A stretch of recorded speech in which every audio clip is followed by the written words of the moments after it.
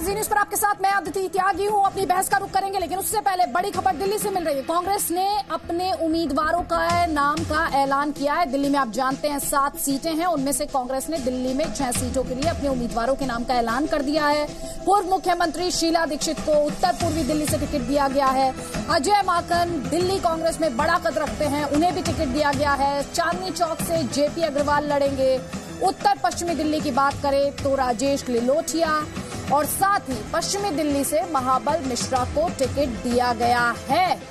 पहले लगातार ये खबरें आती रही कि दिल्ली में कांग्रेस पार्टी और आम आदमी पार्टी के बीच गठबंधन हो सकता है। काफी लंबा नेगोशिएशन का एक दौर चला, हालांकि दोनों ही पक्षों की तरफ से बीच बीच में इस तरह के बयान आते रहे जिनके माध्यम से एक दूसरे पर कोशिश की गई कि दबाव बनाया जा सके, लेकिन आखिरकार वो कामयाब नहीं हो पाया। दिल्ली में किसी तरह का गठबंधन नहीं हो पाया क्योंकि कांग्रेस ने दलील दी हरियाणा में आम आदमी पार्टी ज्यादा सीटें चाहती है, जबकि उसका वजूद नहीं है। यही दलील आम आदमी पार्टी ने भी दिल्ली को लेकर दी। बहरहाल दिल्ली में कांग्रेस की तरफ से कौन कौन चुनाव लड़ेगा, ये हम आपको सिलसिलेवार तरीके से हमारे ग्राफिक्स के जरिए, इंफॉर्मेशन के जरिए बता रहे हैं। और इसीलिए हम आपसे बार बार कहते हैं, चुनाव मतलब जी न्यूज। ना सिर्फ हम आपको खबर दिखाते हैं, तस्वीर दिखाते हैं, हम आपको उसके मायने भी समझाते हैं। तो अजय माकन, जेपी अग्रवाल, साथ ही शीला दीक्षित, ये वो चेहरे जिन पर कांग्रेस पार्टी ने दाव चला है। महाबल मिश्रा पश्चिमी दिल्ली से, उत्तर पश्चिमी दिल्ली से राजेश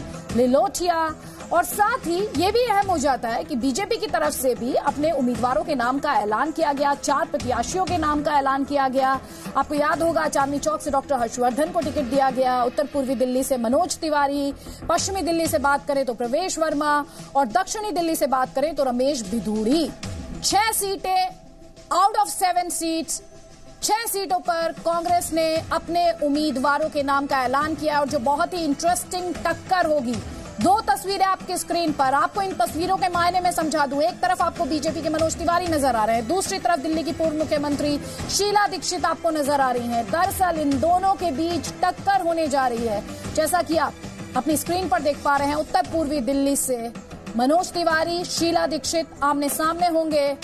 और ये बड़ी खबर दिल्ली से आ रही है, कुल मिलाकर यही कि 6 सीटों पर कांग्रेस पार्टी की तरफ से अपने उम्मीदवारों के नाम का ऐलान कर दिया गया है। हालांकि दिल्ली में 7 सीटें हैं, दक्षिणी दिल्ली से अभी कैंडिडेट के नाम का ऐलान नहीं किया गया है।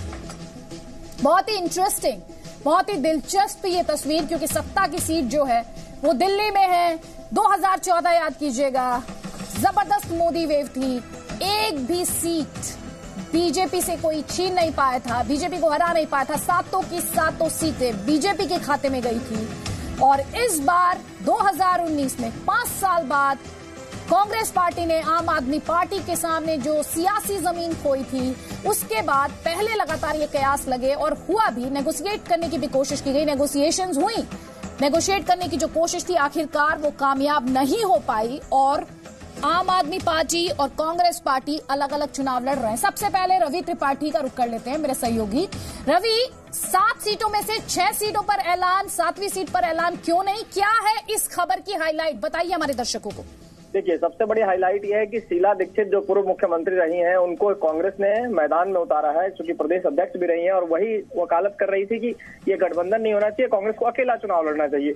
तो शीला दीक्षित वर्सेस मनोज तिवारी की लड़ाई होगी, जबरदस्त लड़ाई है। और दूसरी हाईलाइट जो आप कह रही हैं कि 7वें सीट पर कैंडिडेट क्यों नहीं उतारा है कांग्रेस ने, क्योंकि वो सीट सज्जन कुमार की सीट मानी जाती है। सज्जन कुमार को 2009 में चुनाव टिकट देने के बाद उनका नाम काटा गया था, उनके भाई को दिया गया था रमेश कुमार को।